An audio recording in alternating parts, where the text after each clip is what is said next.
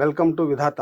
లోక్సభ ఎన్నికలు షెడ్యూల్ వచ్చింది. ఎన్నికల హడావుడి నడుస్తుంది. దీంతో పాటు ఏపీలో అసెంబ్లీ ఎన్నికలు కూడా జరుగుతూ ఉన్నాయి. మే 13వ తేదీన ఆంధ్రప్రదేశ్లో పార్లమెంట్ ఎన్నికలతో పాటు అసెంబ్లీ ఎన్నికలు కూడా జరుగుతూ ఉన్నాయి.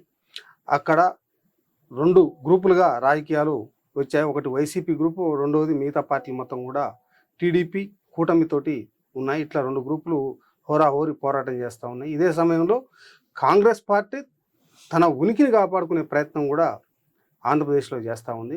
ఇప్పుడు ఆంధ్రప్రదేశ్ అసెంబ్లీ ఎన్నికల రసవత్తంగా సాగుతున్నటువంటి నేపథ్యంలో అక్కడ రాజకీయ పరిస్థితులు ఏమిటి, ఎలా అనే అంశాలపై ఇప్పుడు సీనియర్ జర్నలిస్టు రొద్దం శ్రీనివాస్ గారితో డిస్కషన్ చేద్దాం. చెప్పండి శ్రీనివాస్ గారు, ఆంధ్రప్రదేశ్ రాష్ట్రంలో జరగబోతున్నటువంటి అసెంబ్లీ ఎన్నికల్లో ఏ పార్టీ వైపు ప్రజలు మొగ్గు చూపే అవకాశం? కూటమి వైపా, లేదు 5 సంవత్సరాలు పరిపాలన చేసి ఇంటింటికి నగదు లబ్ధి జరిగేలా చేసినటువంటి జగన్కు బలం ఉండబోతుందా? ఎట్లా రాజకీయ బలాలు ఏ విధంగా ఉండబోతున్నాయి? మంచి ప్రశ్న అడిగారు కోటిరెడ్డి గారు. ఇప్పుడు మనము ఆంధ్రప్రదేశ్ రాజకీయాలను పరిశీలిస్తే కూటమిదే విజయం అని ఇప్పటి వరకు దాదాపు ప్రధాన సర్వేలన్నీ ఇప్పటి వరకు తేల్చాయి విషయం. ఎందుకంటే బీజేపీ, జనసేన, తెలుగుదేశం పార్టీ ఈ ఎన్నికల్లో అంటే 2014లో ఏ విధంగా అయితే పొత్తు పెట్టుకొని పోటీ చేసి అధికారాన్ని కైవసం చేసుకున్నాయో ఈసారి సేమ్ మరోసారి అధికారం కైవసం చేసుకునే దిశగా కూటమి రాజకీయంగా బలపడుతుందనేది మనకు ఇప్పటి వరకు వచ్చిన సర్వేల ఆధారంగా తెలుస్తుంది. అయితే మీరు అన్నారు ఒక పాయింట్ మీ క్వశ్చన్లోనే, ఇంటింటికి నగదు పంచుతున్నాడు కదా జగను, లబ్ధి పొందుతున్నారు కదా డైరెక్ట్గా, మధ్యవర్తి ప్రమేయం లేకుండా, బ్రోకర్ల అవసరం లేకుండా, ఒక వాలంటరీ వ్యవస్థ ద్వారా పార్టీలకు అతీతంగా అర్హులని అందరినీ పథకాల కింద చేర్చి అందిస్తున్నాడు కదా, మరి ఎందుకు ఓడిపోబోతున్నాడు అనేది ఒక చక్కటి మీరు ఒక పాయింట్ లేవనెత్తారు. నాకు కూడా అదే డౌట్. నేను కూడా అదే అనుకున్నా. అవును, ఇప్పుడు వాలంటీర్లు అప్లోడ్ చేస్తారు, అర్హులైన పథకాలు అందుతున్నాయి. ఎందుకు అంటే రాష్ట్ర ప్రజలు, ఇవాళ ఆంధ్రప్రదేశ్ ప్రజలు, సర్వేలు వెల్లడైన వాస్తవాలు నేను చెప్పేది కాదు, సర్వేలో వ్యక్తం చేసిన అభిప్రాయాలు మేరకు నేను చెప్తున్నా. ఒకటి, అభివృద్ధి కోరుకుంటున్నారు ప్రజలు. సంక్షేమం ఒకటే కాదు, అభివృద్ధి కూడా కావాలి. అభివృద్ధి లేదు అనేది ప్రధానమైన ఆరోపణ. ముఖ్యంగా అర్బన్ ప్రాంతాల్లో, పట్టణ ప్రాంతాల్లో ఉన్నటువంటి ఓటర్లు, ఆంధ్రప్రదేశ్ ఓటర్లు అభివృద్ధి లేదు, రాష్ట్రంలో ఎలాంటి అభివృద్ధి లేదనే అసంతృప్తితో ఉన్నట్లు బాగా స్పష్టంగా సర్వేలో తేటతెల్లమైంది. రెండోది ఏమైందంటే, ప్రభుత్వ ఉద్యోగులు 100కి 99% జగన్ ప్రభుత్వానికి వ్యతిరేకంగా ఉన్నారు.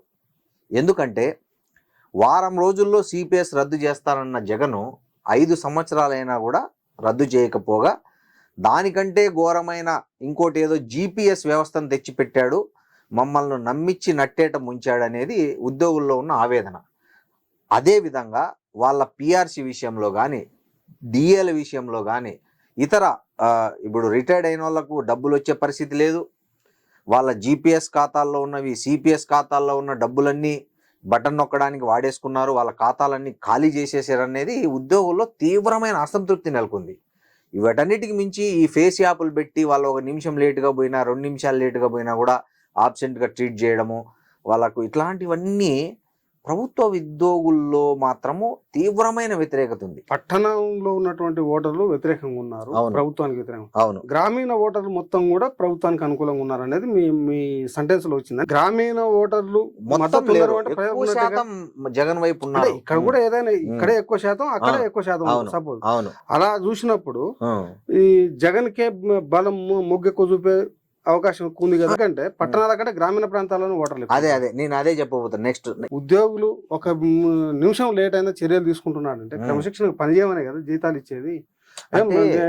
చర్యలు తీసుకోవడం మంచిదే కదా ప్రజలకి. ఉద్యోగులకు అంటే 2 రకాల ఉద్యోగులు ఉన్నారు. ఇక్కడ సచివాలయ ఉద్యోగులని కొత్త వ్యవస్థ తెచ్చాడు, అంటే ప్రజల దగ్గరికే కొన్ని సేవలు తెచ్చాడు.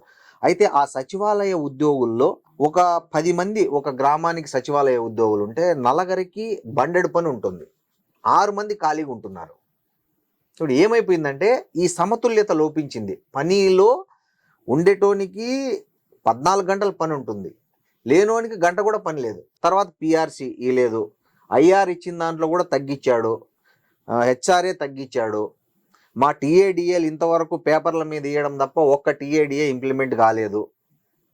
మా సిపిఎస్ డబ్బులన్నీ వాడేసుకున్నాడు, మా జిఎల్ఐసి డబ్బులన్నీ వాడేసుకున్నాడు. మేము రిటైర్డ్ అయితే కూడా 2021లో రిటైర్డ్ అయిన వానికి 2024లో కూడా ఆ బెనిఫిట్స్ వచ్చే పరిస్థితి లేదు. జీతాలు 1వ తేదీ కాదు, ఏ రోజు వస్తాయో లేదో తెలియట్లేదు. ఫస్ట్ పట్టణ ప్రాంతాల్లో లేరు, డెవలప్మెంట్ లేదు, రోడ్లు లేవు, ఇన్ఫ్రాస్ట్రక్చర్ లేదు, ఫ్యాక్టరీలు లేవు, ఎంప్లాయ్మెంట్ లేదు, ఒక కన్స్ట్రక్టివ్ డెవలప్మెంట్ లేదనేది మేధావులు పట్టణ ప్రాంతాల్లో ఉండేది వ్యవస్థ. అది ఉద్యోగుల్లో ఏంది, నేను చెప్పిన కారణాలు, ఇంతకుముందు చెప్పిన కారణాలు. 3 తాగడబోతులు. ముఖ్యంగా ఆంధ్రప్రదేశ్లో 5% మంది తాగడబోతులు ఉన్నట్లు ప్రభుత్వ గణాంకాలు చెప్తున్నాయి. వాళ్ళల్లో మినిమము 3% మంది జగన్కు వ్యతిరేకంగా ఉన్నారు. అంటే ఏవో పనికిరాని బ్రాండ్లు, పిచ్చి పిచ్చి బ్రాండ్లు, ఆరోగ్యానికి లివర్కు పూర్తి డ్యామేజ్ చేసే పనికిమాలిన బ్రాండ్లు తెచ్చి హై రేట్ పెట్టాడు. ఇవాళ తెలంగాణలో 90 రూపాయలు ఉండే చీప్ లిక్కరు ఆంధ్రప్రదేశ్లో 240 రూపాయలు. అది కూడా ఒక క్వార్టర్ తాగితే మాకు కిక్ ఎక్కట్లేదు, 2 తాగాల్సి వస్తుంది. మాకు రోజు కొంత కష్టం చేస్తే వచ్చి 500లో ఒక క్వార్టర్కైనా 300 దానికి పెట్టాల్సి వచ్చింది. ఇంట్లో పిల్లలకు మేము 200 కూడా ఖర్చు పెట్టలేకపోతున్నాము అనేది తాగడబోతుల వాదన. వాస్తవంగా జగన్ ఏం చెప్పాడు, నెక్స్ట్ ఎలక్షన్ల నాటికి మద్యపాన నిషేధం చేయకపోతే మీ ముందుకు ఓటు కూడా వచ్చి అడగను అని చెప్పి ఆయన లాస్ట్ ఎలక్షన్స్లో చెప్పాడు. కానీ ఇవాళ ఆంధ్రప్రదేశ్లో ప్రభుత్వమే మద్యం అమ్ముతోంది. ప్రభుత్వమే క్యాష్ ద్వారా, ఓన్లీ క్యాష్, నాకు తెలిసి ఏ రాష్ట్రంలో లేదు. అంటే ఇప్పుడు మనం కూరగాయలు బండి మీద కొన్నా కూడా వానికి గూగుల్ పే ఉంటుంది, ఫోన్పే ఉంటుంది, చేస్తాం. కానీ ఆంధ్రప్రదేశ్లో మందులు, వైన్ షాపుల్లో మీరు క్యాష్ ఇస్తేనే మీకు మందు ఇస్తాడు. మీకు గూగుల్ పే చేస్తా అన్నా, ఫోన్పే చేస్తా అన్నా, కార్డు ద్వారా పేమెంట్ చేస్తా అన్నా వాళ్ళు యాక్సెప్ట్ చేయరు. దీని మీద కూడా చాలా వ్యతిరేకత ఉంది. అంటే ఒకటి, క్యాష్ ఎందుకు అనేది పక్కన పెడితే తాగడబోతులు మునిపెన్నడు లేనంత రేట్లు పెంచేశారు. మా ఆదాయాన్ని మొత్తం జగన్ దోచేసుకుంటున్నాడు. టీడీపీ వాళ్ళు అయితే ఏదైతే చెప్తున్నారో అమ్మ ఒడికి ఇచ్చిన డబ్బులు నాన్న బుడ్డికి పోతున్నాయి అనేది ఒకటి స్లోగన్ వచ్చింది. 2 ఏంటంటే నిర్మాణ రంగం కుదేలైపోయింది. అంటే రియల్ ఎస్టేట్ అనేది డమాల్. 2 ఏళ్ళు కరోనా రావడం ఒక కారణమైతే అక్కడ వచ్చినటువంటి పద్ధతులు, అవలంబించిన పద్ధతులు చాలా మనం చూసాం. ఆంధ్రప్రదేశ్ నుంచి చాలా పరిశ్రమలు అంటే తెలంగాణ, ఆంధ్రప్రదేశ్ రాష్ట్రంలో రియల్ ఎస్టేట్ రంగం కుదేలు కావడం కోసం జగన్ ఏ రకమైన నిర్ణయాలు తీసుకుంటే ఇది కుదేలైంది. రాజధానులు 3 అన్నాడు, ఫస్ట్ అక్కడ ఎత్తిపోయింది. చాలా మంది తెలంగాణ వాళ్ళతో సహా చాలా మంది అమరావతి వైపు భూములు కొన్నారు. అది ఒక రాజధాని అవుతుంది, అక్కడ పెట్టుబడి పెడితే మనకి ఏదో ₹2 ఇంట్రెస్ట్, ₹3 ఇంట్రెస్ట్ మన పెట్టుబడి వస్తుందని చాలా మంది పెట్టుబడి పెట్టారు. అమరావతి చుట్టుపక్కల కావచ్చు, ఇక్కడ నందిగామ నుంచి మొత్తం అక్కడ గుంటూరు వరకు, తెనాలి వరకు పెట్టుబడులు పెట్టారు. ఏపీకి పోయిన జర్నలిస్ట్ చాలా మంది ఇక్కడ ఉన్న ఇండ్లు అమ్ముకొని అక్కడ కొనుక్కున్నారు. ఇప్పుడు నువ్వు 3 రాజధానులు ఎప్పుడైతే అన్నావో, నువ్వు కొన్న భూమిని అడిగేటోడే లేడు. అంటే నువ్వు కొన్న రేటుకి అడిగేటోడు లేడు. నువ్వు లాభానికి అమ్ముతామనేది పక్కన పెట్టు, నువ్వు 10 ఏళ్ల క్రితం ఏ రేటుకు కొన్నావో ఆ రేటుకి ఇప్పుడు అడిగేటోడు లేడు. సో దీంతో మధ్యతరగతి కావచ్చు, అప్పర్ మిడిల్ క్లాస్ కావచ్చు, లేదా రియల్ ఎస్టేట్ రంగం కావచ్చు, పూర్తిగా డెబిట్ లేక పడిపోయింది. చాలా మందికి బ్రెయిన్ స్ట్రోక్లు వచ్చాయి. 3 రాజధానుల వల్ల 3 ప్రాంతాలు అంటే విశాఖపట్నము, విజయవాడ అండ్ కర్నూలు 3 ప్రాంతాలు అభివృద్ధి అయితే అని కూడా చెప్పి అనుకోవచ్చు కదా. అసలు మొత్తం నష్టం అట్లా అనుకోవట్లేదు, అది అసాధ్యం. అక్కడ ప్రాంత ప్రజలు, ఇప్పుడు వైజాగ్ ప్రజలు కోరుకోవట్లేదు మాకు రాజధాని కావాలని అనుకోవట్లేదు. వాళ్ళు మేమేదో ప్రశాంతంగా ఉన్నాము, మళ్ళా ఇక్కడ అంతా మీరు వచ్చి మీకు దందాలు, ఫ్యాక్షన్, మాకు వద్దు బాబోయ్, మాకు వద్దు, మాకు ఇదే చాలు. ఇప్పుడు మీరు ఆలోచించండి, ఒకటి అమరావతి అనేది మనకి ఇష్టం ఉన్నా లేకున్నా సెంటర్ ఆఫ్ ద స్టేట్ అది ఆంధ్రప్రదేశ్కు. ఇక్కడ అనంతపురం నుంచి ఇక్కడ వైజాగ్కి సెంటర్లో ఉంటుంది. ఇప్పుడు మీరు ఆ వైజాగ్ను పెడితే ఈ అనంతపురం మడకశిర వ్యక్తి వైజాగ్ పోవాలంటే 22 గంటలు ట్రైన్ జర్నీ చేయాల. వన్ డే మొత్తం ట్రైన్ జర్నీకి పోతుంది. రావాలంటే 24 అవర్స్, పోవాలంటే 24 అవర్స్, అంటే 48 అవర్స్ అతని జర్నీకే ఖర్చు పెట్టాలా. అతని ఎందుకు పోతాడు అక్కడికి? 2 పోని అన్నారు, ఏమన్నా స్టార్ట్ అయిందా? అడ్మినిస్ట్రేషన్ ఏమన్నా మారిందా? లేదు. కర్నూలు రాయలసీమ న్యాయ రాజధాని అన్నారు, ఒక్క ఇటుక పెట్టారా? ఒక్క బిల్డింగ్ కట్టారా? లేదు. 5 ఏళ్ళు అయిపోయింది. ఏ గ్రాఫిక్స్లో చంద్రబాబు నాయుడు గ్రాఫిక్స్ చూపించాడని చెప్పి మీరు విమర్శించారో ఆ గ్రాఫిక్స్ భవనాల్లోనే మీరు ఈ 5 ఏళ్ళు పరిపాలన చేశారు. అమరావతిలోనే మీరు ఏదైతే చంద్రబాబు నాయుడు తాత్కాలిక రాజధానిగా కట్టిన భవనాల్లోనే మీరు 5 ఏళ్ళు కాలయాపన చేశారు. అదే అసెంబ్లీ నడిపారు. అదే సెక్రటేరియట్ నడిపారు, అదే సీఎంఓ నడిపారు, అదే చేశారు కదా. మీరు ఏవైతే గ్రాఫిక్స్ అన్నారో అక్కడే మీరు కూర్చొని ఈ 5 ఏళ్ళు పరిపాలించారు. మీరు ప్రజలకు ఏమర్థం చేసుకుంటారు? అది లేదు. ఇట్లా ప్రజల్లో ఒక రకమైన ఒకటి గుంటూరు, కృష్ణా జిల్లాల ప్రజలు ఈ రాజధాని ఎత్తేయడం వల్ల వాళ్ళ భూములు విలువ పడిపోయి, వాళ్ళ రియల్ ఎస్టేట్ పడిపోయి వాళ్ళు వ్యతిరేకం అయిపోయారు. 3 రాజధానులు అని చెప్పి వైజాగ్లో ఈ మధ్య పేపర్లో కూడా చూసాం మనం, చాలా మంది అక్కడ భూములు కబ్జా చేసే ప్రయత్నం చేశారు. అది ఆ ప్రజల్లో ఒక రకమైన భయాందోళన నెలకొంది. ఆ ప్రాంతం వ్యతిరేకత. కర్నూలు న్యాయరాజు అన్నారు, ఇటుక పెట్టలే, ఈ ప్రాంతం వ్యతిరేకత. సో 3 రాజధానులు జగన్కే 30 చుట్టుకున్నాయి అనేది మీ అభిప్రాయం? వాస్తవం.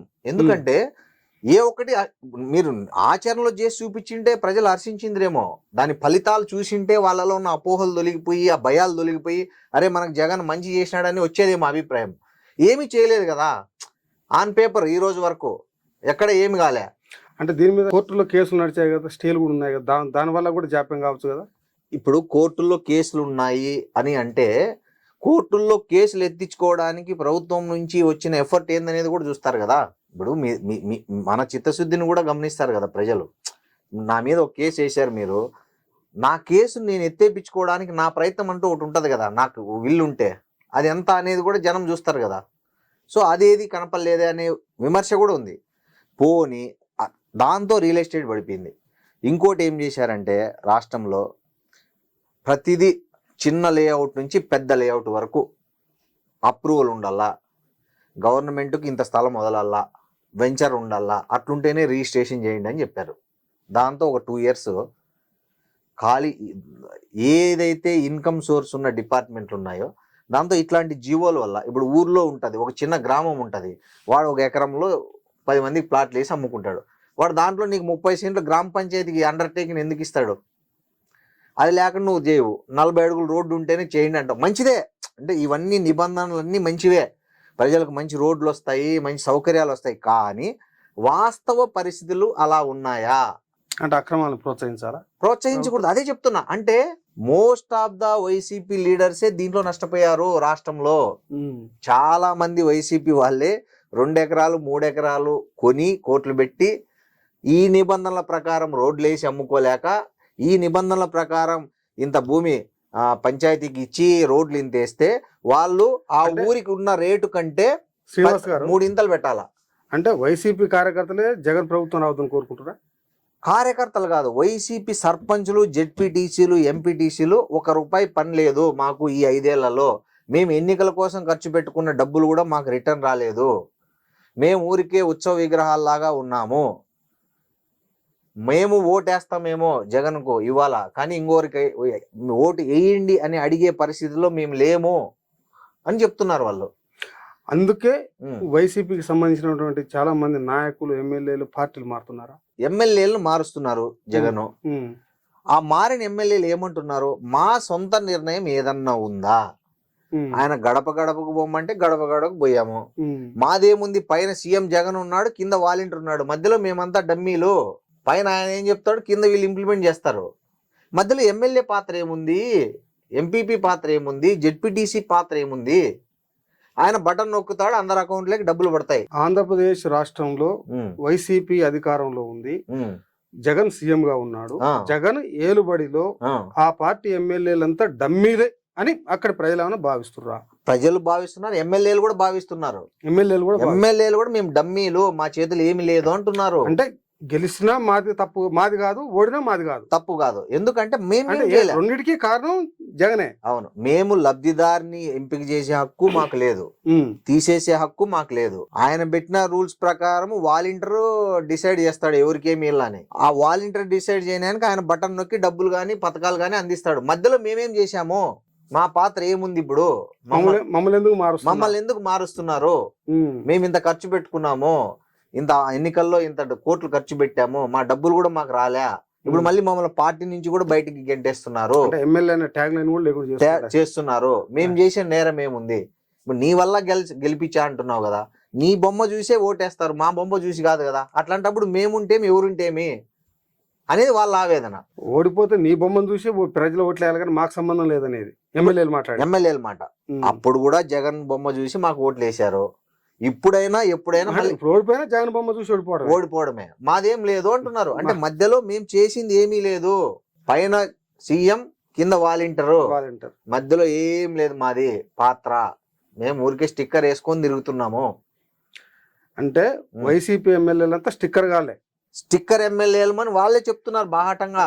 టికెట్ రాని వాళ్ళందరూ బయటకు వచ్చి ప్రెస్ మీట్లు పెడుతున్నారు. అదే మాకు ఏం చేయనిచ్చావు, మా సొంత నిర్ణయాలు ఏమన్నా ఉన్నాయా, మేం ప్రత్యేకంగా పని కట్టుకొని చేసింది ఏమన్నా ఉందా. సో వైసీపీకి సంబంధించి ఈ విధంగా ఉన్నప్పుడు ప్రతిపక్ష పార్టీ అయినటువంటి తెలుగుదేశం పార్టీ తను ఒంటరిగా జగన్ ఎదుర్కోలేక జగన్ ని బీజేపీని కలుపుకుంది అనేటువంటి ఒక విమర్శ కూడా ఉంది. ట్రోలింగ్ కూడా అవుతుంది. వాస్తవం, అది 100% వాస్తవం. ఎందుకంటే జగన్ చాలా చంద్రబాబు అంత బలహీనుడు అయ్యాడా, అంత బలహీనుడు అయ్యాడంటే ఓడిపోయిన తర్వాత తెలుగుదేశం పార్టీ చాలా ఏమైందంటే ఒక ఖాళీ అంటే ఎంటీ స్టేజ్కి పోయింది. ఎందుకంటే ఉన్న 23 మంది ఎమ్మెల్యేల్లో అప్పుడే 5 మంది జారిపోయారు. ఈ పరిస్థితుల్లో అంత పెద్ద పార్టీని ముందుకు తీసుకుపోవడం అనేది అసలు ఇంకోటి యాక్చువల్గా చెప్పాలంటే చంద్రబాబు నాయుడు అరెస్టు జరగకపోతే ఇవాళ కూడా ప్రతిపక్ష పార్టీ అసలు పోటీనే కాదనేది నా ఉద్దేశం. జగన్ పార్టీకి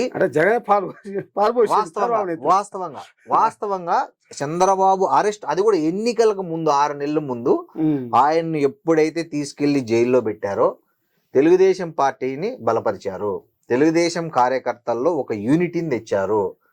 ఈ రాష్ట్రంలో ఇలాంటి అరాచకత్వం జరుగుతోంది అని ఒక సామాన్య మేధావులు కూడా ఏంది ఇది కరెక్టా అని ఆలోచింపజేసి ఇట్లాంటి ప్రభుత్వాన్ని మనం ఓడగొట్టాలి అనే ఒక ఆలోచనకు అంకురార్పణ జరిగింది చంద్రబాబు అరెస్ట్.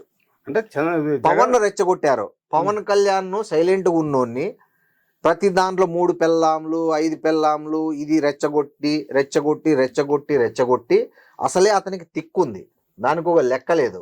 సో వీళ్ళు ఏం చేశారు, పోయి జైలు దగ్గరికి పోయి ఈయనే మద్దతు ప్రకటించి పొత్తు అనౌన్స్ చేసేలాగా చేశారు అతన్ని. అంటే అతన్ని ఎమోషనల్గా బ్లాక్మెయిల్ చేసి వీక్ చేయాలనుకున్నారు. అతను ఆ ఎమోషన్లో పోయి నేను పొత్తు పెట్టుకుంటున్నా, ఈసారి మనం గెలుస్తామని చెప్పి ఆయన అన్నాడు. ఇప్పుడు బీజేపీతో కూడా, బీజేపీకి ఇష్టం లేకపోయినా చంద్రబాబు నాయుడుతో కలవడం అనేది కేవలం పవన్ కళ్యాణ్ ఒత్తిడి వల్ల బీజేపీ తెలుగుదేశం పార్టీతో చేతులు కలిపిందనేది జరుగుతున్న ప్రచారం. సో మీరు పవన్ రెచ్చగొట్టి మీ నెత్తిని మీరే చేయబెట్టుకున్నారు. చంద్రబాబు నాయుడుని అరెస్ట్ చేసి మీ మీ మీ మీ ఈరోజు మీ ఓటమిని మీరు కొని తెచ్చుకుంటున్నారు. పవన్ చెప్తే వినేంత బలహీన స్థితిలో బీజేపీ ఉందా? జాతీయ పార్టీ పవన్ చెప్తే వినేంత బలహీన స్థితిలో లేదు. కానీ ఇప్పుడున్న దేశ వాతావరణంలో నార్త్ ఇండియాలో మోడీకి ఈసారి రొంత దెబ్బ తగిలే అవకాశాలు కనిపిస్తున్నాయి. అక్కడ శాచురేషన్ వచ్చేసింది మోడీ నాయకత్వం పట్ల. ఇప్పుడు ఈ పరిస్థితుల్లో సౌత్లో అంటే దక్షిణ భారతదేశంలో కొన్ని ఎక్కువ సీట్లు సాధించుకోకపోతే మోడీ 3వ పదవి చేపట్టడం అనేది దాదాపు కళ. అందుకని బీజేపీ సిద్ధాంతం ఒకటే ఎప్పుడైనా, అంటే బురదలో చేపలు పట్టడం, నీళ్ళలో చేపలు పట్టడం చాలా కష్టం. చేప ఎక్కడ ఉంటుందో తెలియదు, మనకి ఎత్తుక్కోవాలా వలయాలా డౌట్, గాలమేళ. బురదలో ఏముంది, కంటికి కనిపిస్తూ ఉంటుంది, అది ఇట్లా మెదులుతూ ఉంటుంది, చేతి పట్టుకోవడం ఈజీ. సో ఇక్కడున్న రాజకీయ వాతావరణాన్ని వాళ్ళు అనుకూలంగా మార్చుకున్నారు. వాళ్ళు సర్వేలు చేయించుకున్నారు, సొంత సర్వేలో. ఈసారి తెలుగుదేశం జనసేన కూటమికి ఎక్కువ సీట్లు వస్తున్నాయి, ఎంపీ సీట్లు. బీజేపీ బురదలో చేపలు పట్టే పార్టీ కానీ నీళ్ళలో చేపలు పట్టి కాదు, fishing in the troubled water, దాని సిద్ధాంతమే అది. బీజేపీ ఎక్కడైతే క్రైసిస్ ఉంటుందో దాన్ని క్యాష్ చేసుకోవడం అనేది దాని సహజ నైజం. ఆంధ్రప్రదేశ్ లో అధికార పార్టీ వైసీపీ జగన్ గాని, ప్రతిపక్ష పార్టీ తెలుగుదేశం గాని, ప్రతిపక్ష పార్టీకి తోక పార్టీ పవన్ జనసేన పార్టీ గాని, ఈ ముగ్గురు బీజేపీ వెనకాల వచ్చేవాళ్ళు. అసలు ఎవరితో పొత్తు పెట్టుకోకపోయినా అక్కడ ఉన్నటువంటి 25 సీట్లు మోడీ, అక్కడ ఉన్నటువంటి 25 సీట్లు బీజేపీ మద్దతు తెలిపే. అలాంటప్పుడు పర్టికులర్ గా తెలుగుదేశంతో పొత్తు పెట్టుకోవాల్సిన పరిస్థితి ఎందుకు వచ్చిందంటే, ఒకటే తెలుగుదేశం ఏమవసరం ఉంది, ఉండు చెప్తా ఎందుకు వచ్చిందంటే, మీరు అన్నది కరెక్ట్. ఇప్పుడు జగన్ కు బెయిల్ రద్దు చేస్తే ఇమీడియట్ గా సీఎం కూడా రాజీనామా చేయాలి. ఆయనకు ఆ భయం ఉంది. చంద్రబాబు నాయుడు ఏముంది, మహా అయితే స్కిల్ కేసు సుప్రీంకోర్టులో కావాలంటే తెచ్చుకుంటాడో, ఏదో రిలీఫ్ తెచ్చుకుంటాడు. సో చంద్రబాబు నాయుడుతో ఎందుకు పొత్తు పెట్టుకోవాలా, ఆయన గెలిచినా కూడా అంటే కాదు, కష్టం. చంద్రబాబు నాయుడు రోంత బోటా బోటీ మెజారిటీ అట్లుంటే ఇతనే చక్రం తిప్పి మోడీని కూడా పక్కకు దోసేసి ఎవరినో వేరే క్యాండిడేట్ని పెట్టి చేసే అంత గతంలో ఎన్డీఏ కన్వీనర్గా పనిచేసిన వ్యక్తి కాబట్టి ఇతను పొత్తు లేకపోతే ఎటైనా తోక గోడ మీద పిల్లిలాగా ఎటైనా దూకొచ్చు, పొత్తు ఉంటే దూకడానికి అవకాశం ఉండదు. సో అందుకని ఈసారి టీడీపీ జనసేనకు ఎక్కువ ఎంపీ సీట్లు వస్తున్నాయి కాబట్టి వాళ్ళు పొత్తు పెట్టుకున్నారు తప్ప, లేకపోతే వీళ్ళ అవసరం వాళ్ళకి లేదు, వాళ్ళ అవసరం వీళ్ళకి లేదు. చంద్రబాబు నాయుడు కూడా బీజేపీ అవసరం లేదు. చంద్రబాబును చూసి మోడీ భయపడ్డా? మోడీని చూసి చంద్రబాబు భయపడ్డాడు. ఎందుకంటే గతంలో మోడీని వ్యతిరేకించిన పాపానికి చంద్రబాబు నాయుడికి చాలామంది పారిశ్రామికవేత్తలు ఫండ్ ఇవ్వడానికి భయపడ్డారు. గతంలో ఆయనే స్వయంగా చెప్పారు, చంద్రబాబు గారే చాలా ఇంటర్వ్యూలో చెప్పారు, ఈయనతో లబ్ధి పొందిన పారిశ్రామికవేత్తలు ఈయన ఫోన్ ఎత్తడానికి కానీ ఈయన ఫోన్ కాల్ బ్యాక్ చేయడానికి కానీ భయపడ్డారు. బహుశా ఎందుకంటే మోడీ ఆయన వ్యతిరేకించి గతంలో ఎన్నికలకు పోయినందుకు వాళ్ళందరికీ ఈడీతో ఐటీతో వాళ్ళతో ఫోన్లు చేయించి మీరు చంద్రబాబు నాయుడుకి డబ్బులు ఇస్తా అంటే మీ ఇష్టం ఆలోచించుకోండి అనే ఒక మెసేజ్ను, బెదిరింపును, వార్నింగ్ను పంపించాడు. దాంతో వాళ్ళందరూ ఇదే అయిపోయారు. ఆ ఎన్నికల మేనేజ్మెంట్ కూడా ఈయన చేతుల్లో లేకుండా అయిపోయింది. ఇప్పుడు అదే పరిస్థితి జరిగితే ఇప్పుడున్న వాతావరణంలో ఇతనికి ప్రజల మద్దతు ఎంత ఉన్నా పోల్ మేనేజ్మెంట్ అనేది చాలా ఇంపార్టెంట్ ఏ పార్టీకైనా. ఆ పోల్ మేనేజ్మెంట్ కొంచెం అటు ఇటు ఫేవర్ అయితే ఏదన్నా అయితే ఈసారి అధికారం కోల్పోతే తెలుగుదేశం పార్టీ అనేది కష్టం బతకడం. ఎన్టీ రామారావు పెట్టినటువంటి తెలుగుదేశం పార్టీ ఎన్టీ రామారావును గద్దె దింపి చంద్రబాబు ముఖ్యమంత్రి. ఆ టైంలో ఈయన వదినే పురంధరేశ్వరి గారు, ఈయన కోబ్రదర్ పురంధరేశ్వరి గారి భర్త వెంకటేశ్వరరావు గారు, వీళ్ళు మొత్తం కూడా చంద్రబాబుకు వ్యతిరేకంగానే ప్రత్యేకంగా పార్టీ పెట్టారు. ఈయనకు వ్యతిరేకంగానే కాంగ్రెస్ లోకి పోయారు, ఈయనకు వ్యతిరేకంగానే బీజేపీలోకి పోయారు. ఇప్పుడు పొత్తు ద్వారా వదిన మర్దళ్ళు మనస్ఫూర్తిగా కలిసి ఓటు కోసం ప్రచారం చేయగలరా? చేస్తారు. ఆ అవకాశం ఉంది. ఎందుకంటే శత్రుత్వం లేదా? వాళ్ళ ఉమ్మడి శత్రువు ఇప్పుడు జగన్. వదిన మర్దలకు చంద్రబాబుకు గాని వదినకు గాని ఉమ్మడి శత్రువు జగన్. ఎందుకంటే వాళ్ళు గత ఎన్నికల్లో వాళ్ళ భర్త పురంధేశ్వరి భర్త వైసీపీ నుంచి పోటీ చేశాడు, వాళ్ళ కొడుకు ఓడిపోయారు. ఓడిపోయిన తర్వాత జగన్ కానీ వైసీపీ వాళ్ళు కానీ వాళ్ళని పట్టించుకోలే, దగ్గుబాటి ఫ్యామిలీని పట్టించుకోలే, ఏమైనారో అనలే. వాళ్ళని ఏ పార్టీ కార్యక్రమాలకు కానీ ఏ పార్టీ వేదికల మీద కానీ వాళ్ళకి ఇన్విటేషన్ లేదు.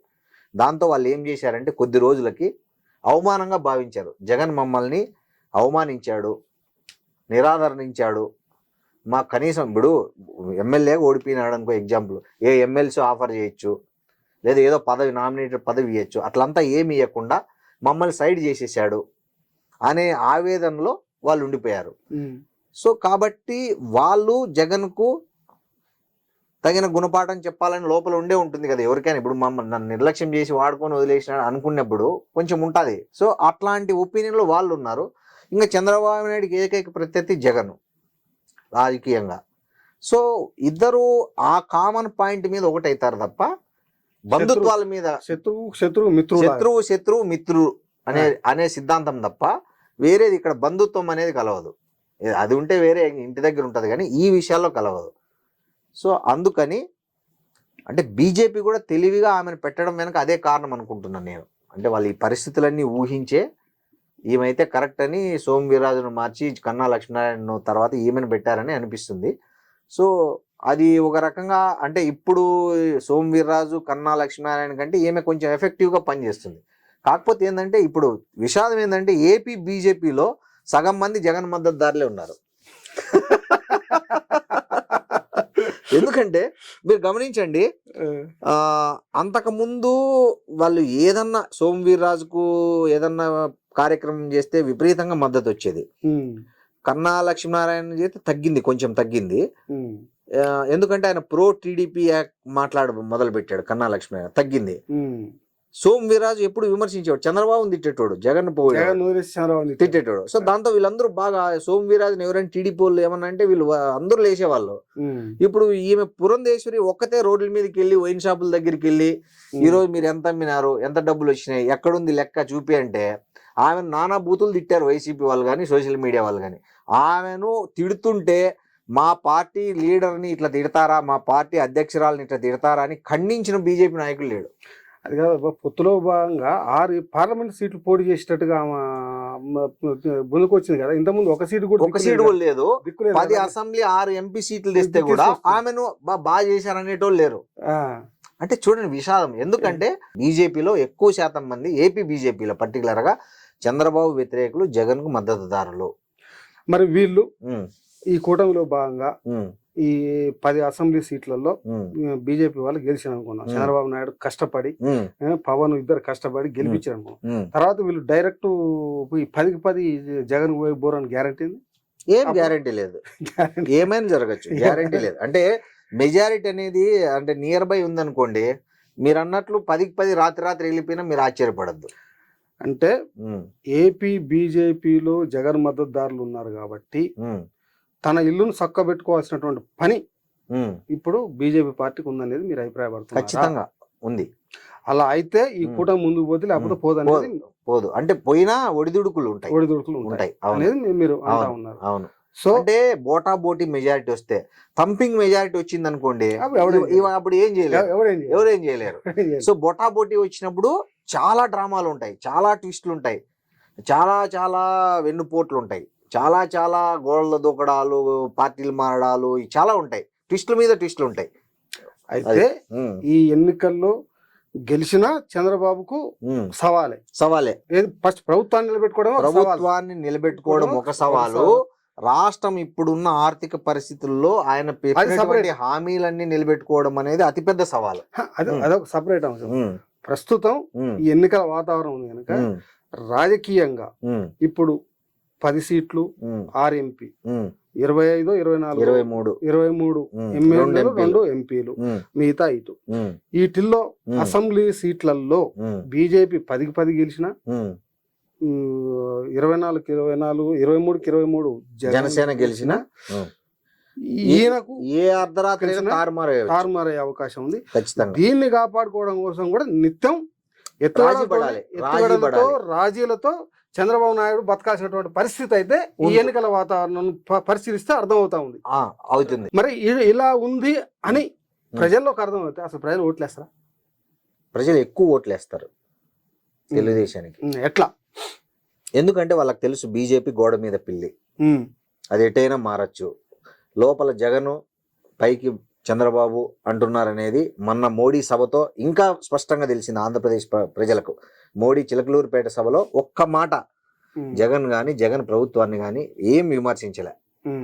ఏదో వచ్చినామంటే వచ్చినాం, పోయినామంటే పోయినాం, పాల్గొన్నామంటే పాల్గొన్నామని పోయాడు ఆయన. దాంతో ప్రజలకు, ఏపీ ప్రజలకు క్లియర్గా అర్థమైంది ఏంటంటే మోడీకి ఇది ఇష్టం లేని పెళ్లి, ఇష్టం లేని పొత్తు, అనివార్య కారణాల వల్ల రేపు ఏమన్నా ఎక్కువ సీట్లు వచ్చి చంద్రబాబు అవసరం అవుతుందేమో అనే ఒకే ఒక చిన్న బలహీనత వల్ల దీంతో ఆయన పొత్తు కొప్పుకున్నాడు తప్ప ఇక్కడ ఆయన మనసు పడి ఇష్టపడి చేసింది లేదనేది మొన్న మీటింగ్ లో స్పష్టంగా అర్థమైంది ప్రజలకి. మోడీకి ప్రేమేమో జగన్ మీద ఉంది, పెళ్ళేమో చంద్రబాబుతో. ప్రియురాలను వదిలేసి అరేంజ్డ్ మ్యారేజ్ చేసుకుంటారు చూడు, పెళ్లి. అట్లుంది మోడీ పరిస్థితి. ఎందుకు అట్లందంటే ఇక్కడ పొత్తు ఈ జనసేన టీడీపీకి ఎక్కువ ఎంపీ సీట్లు వస్తున్నాయని సర్వేలు చెప్తున్నాయి. సో ఈ పరిస్థితుల్లో ఆయన వదిలేసి 20 సీట్లు 30 సీట్ల దగ్గర పేచి వస్తే ఇప్పుడు చంద్రబాబు సచ్చినా మోడీ వైపు పోడు. అందుకని ఒక తాళి కట్టేస్తే పెళ్ళాం అనిపించుకుంటే, పొత్తు అనిపించుకుంటే సచ్చినట్టు రేపు మాకు మద్దతు ఇస్తాడనే ఒక ఒపీనియన్తో ఆయన ఒప్పుకున్నాడు తప్ప ఇది కట్నం కోసం ఆశపడి పెళ్లి చేసుకుంటారు చూడు కొంతమంది, ఆ టైప్లో ఈ అవసరాల, భవిష్యత్ అవసరాల దృష్ట్యా మోడీ చేసినాడని నాకు అనిపిస్తుంది. పరిశీలిస్తే ఆయన ఎక్కడ కానీ మీరు బయటికి వెళ్ళండి, వేరే సభలకు వెళ్ళండి, కనీసం ఇక్కడ టీఆర్ఎస్ అంటే ఎంత లోపాయకారి ఒప్పందం ఉన్నా కూడా బీఆర్ఎస్తో బీజేపీకి ఇక్కడ వచ్చినప్పుడు చాలా ఘాటుగా మాట్లాడిన మోడీ అక్కడ కనీసం పల్లెత్తు మాట అనకుండా సభ ముగించాడు. అంటే మీకు ఇక్కడ స్పష్టమవుతోంది కదా. అంటే ఎందుకు జగన్ ప్రభుత్వం మీద అంత ప్రేమ మోడీకుంటానికి కారణం ఏంటి? జగన్ ప్రభుత్వం మీద ప్రేమ కాదు, జగన్ అనే వ్యక్తి ఇన్ని కేసుల్లో ఉన్నాడు. ఆయన ఒక్క రోజు బెయిల్ రద్దు అయితేనే వెంటనే సీఎం పోస్ట్ పోతుంది, జైలు లేకపోతాడు. సో కాబట్టి అతను లేయి అంటే లేస్తాడు, కూర్చో అంటే కూర్చుంటాడు, పరిగెత్తంటే పరిగెడతాడు. చంద్రబాబుతో అవసరం లేదు కదా. చంద్రబాబు నీతో సమకాలికుడు, మోడీ సమకాలికుడు. ఒకప్పుడు చంద్రబాబు అపాయింట్మెంట్ కోసం ఏపీ భవన్లో 4 గంటల సేపు వెయిట్ చేసిన వ్యక్తి మోడీ. గుజరాత్ అల్లర్ల కేసులో ఆయన్ను బర్తరఫ్ చేయాలని అప్పుడు వాజ్పేయి డిమాండ్ వస్తే ఎన్డీఏ కన్వీనర్గా ఉన్న చంద్రబాబు ద్వారా వాజ్పేయికి నన్ను సీఎంగా బర్తరఫ్ చేయొద్దండి అని రికమెండేషన్ చేయించుకోవడానికి చంద్రబాబు ఏపీ భవన్లో ఉంటే మోడీ వెళ్ళి అక్కడ అపాయింట్మెంట్ కోసం 4 గంటలు వెయిట్ చేశాడు చంద్రబాబు అపాయింట్మెంట్ కోసం. చంద్రబాబు నాయుడికి జాతీయ స్థాయిలో మోడీకి ఎంత గుర్తింపు ఉందో చంద్రబాబు నాయుడికి అంతే గుర్తింపు ఉంది. ఇతను అన్ని రాష్ట్రాలు తిరిగి అన్ని రాష్ట్రాల ముఖ్యమంత్రులని కూడగట్టుకునే ఓర్పు నేర్పు వీళ్ళకున్నాయి. సో సమర్థునితో ఎప్పుడు కానీ ఏముంటుంది, కొంచెం భయం ఉంటుంది లోపల, అమ్మ వీడు అవసరమైతే రేపు మనం తొక్కుతాడు అనేది. జగన్తో అది లేదు కదా. జగన్ పక్క రాష్ట్రానికి పోయి ఎవరిని కలిసాడు, ఏం లేదు. ఆయన కేసులు, ఆయన ఇది అక్కడ వరకే ఉంటాడు కాబట్టి అతనితో కంఫర్ట్ మోడీకి. ఇప్పుడు మోడీకి 4 గంటల వరకేమో చంద్రబాబు అపాయింట్మెంట్ ఇవ్వాలి. అవును. ఇప్పుడు దశ ఇటు తిరిగింది కాబట్టి అవును మోడీ 4 నెలలైనా చంద్రబాబు అపాయింట్మెంట్ 4 ఏళ్ళు ఇలా 4 సంవత్సరాలు ఇలా దానికి 10 టైమ్స్ ఇలా మోడీ ఆ రోజు 4 గంటలు వెయిట్ చేయించాడు. ఈ 4 ఏళ్ళు ఇలా 10 సార్లు అడిగింటాడు, 20 సార్లు లెటర్ రాసింటాడు, ఒక్కసారి కూడా ఇలా. ఇప్పుడు మొన్న ఎందుకు ఇచ్చాడంటే పొత్తులో భాగంగా మాట్లాడాడు అంతే తప్ప ఎన్ని రోజులు అపాయింట్మెంట్ ఇవ్వలే. వదిన పైరు బాగా పనిచేసిందా? వదిన పైరవీనే లేదు దీంట్లో, కేవలం పవన్ కళ్యాణ్ పైరవీనే, వదిన పైరవీ లేదు. వదిన పైరవీ చేస్తే ఒప్పుకునేంత వీక్ మైండ్ అమిత్ షా గాని మోడీ గాని కాదు. ఇక్కడ పవన్ కళ్యాణ్ అనే వ్యక్తి అంటే నేను ఏమనుకుంటున్నానంటే లాంగ్ రన్ లో బీజేపీ పార్టీ బలపడాలంటే ఏపీలో పవన్ కళ్యాణ్ బీజేపీలో మెర్జీ చేసుకుని నెక్స్ట్ 2029 ఎన్నికలకు బీజేపీ కాపు ముఖ్యమంత్రి డిమాండ్తో రేపు 29 ఎన్నికల్లో బీజేపీ ఒంటరిగా పోటీ చేయడానికి అవసరమైన గ్రౌండ్నంతా ఈ 5 ఏళ్ళలో ఏర్పాటు చేసుకునేకి అది ఒక స్ట్రాంగ్ ఒక ఫార్ములాను సిద్ధం చేసుకున్నట్లు నాకు అనిపిస్తుంది. పవన్ కళ్యాణ్ని బీజేపీ అనకుండా మింగేసి తనలో కలుపుకొని బీజేపీ ముఖ్యమంత్రి పవన్ కళ్యాణ్ అని కాపు సామాజిక వర్గం 27% ఎంతో ఉన్న కాపు సామాజిక వర్గాన్ని ఇంకొంచెం మంది కలుపుకొని జనసేనని మింగే అనకుండా బీజేపీ అనేది వాస్తవం. నెక్స్ట్ నేను అనుకుంటున్నా ఎట్లయితే పిఆర్పిని కాంగ్రెస్ మింగేసిందో రేపు జనసేనను మోడీ నీకు ముఖ్యమంత్రి ఇస్తాము, నీకు రాష్ట్రాన్ని అప్పచెప్తాము, నీకు ఏదో చేస్తామని చెప్పి మెర్జీ చేసుకొని నెక్స్ట్ ఎన్నికల నాటికి బీజేపీ ముఖ్యమంత్రి అభ్యర్థి కాపులకే ముఖ్యమంత్రి, ఇన్ని రోజులు కమ్మలు రెడ్లే పరిపాలించారు ఆంధ్రప్రదేశ్ను, ఈసారి మీరు బీజేపీ కోటేయండి, మీ కాపులను ముఖ్యమంత్రి చేస్తాం, లేదా ఒక దళితుణ్ణి డిప్యూటీ సీఎం చేస్తాం, లేదా మైనార్ ఇట్లా ఈ నినాదంతో పోతుందేమో అని నా అంచనా. అది జరగకపోవచ్చు. 2029 ఎన్నికల్లో వచ్చేటువంటి డిమాండ్ 2024 ఎన్నికల్లోనే పునాది పడుతుంది. దానికి గట్టి పునాది వేసుకుంటుంది. ఎందుకంటే బీజేపీకి మన 2 తెలుగు రాష్ట్రాల్లో బేస్ లేదు. ఎంత వాళ్ళు ఎక్కడెక్కడో గెలుస్తున్నారు, కర్ణాటక జయించారు, మహారాష్ట్ర జయించారు, ఎక్కడెక్కడో ఈ తెలుగు రాష్ట్రాల్లో వాళ్ళ పాచిక పారట్లే. వాళ్ళకి ఎట్లుందంటే ఒక హిట్లర్కి ఎట్లుందో నేను దీన్ని జయించలేకపోతున్నా అని ఈ తెలుగు రాష్ట్రాలను ఎట్లయినా కానీ ఒక్కసారైనా తెలుగు రాష్ట్రాల్లో మనం బాగా వేయాలనేది బలంగా ఉంది. సో దానికి ఎన్ని మార్గాలు ఉన్నాయో 360 డిగ్రీస్ వాళ్ళు ప్లాన్ చేస్తున్నారు. ఆ 360 డిగ్రీస్లో భాగమే పవన్ కళ్యాణ్ ప్రియారిటీ ఇవ్వడం. అంతకు మించి వేరే ఏం లేదనేది నా అభిప్రాయం. Okay, thank you. ఈ చర్చ ఇంతటితో ముగిద్దాం. ధన్యవాదాలు. Thank you.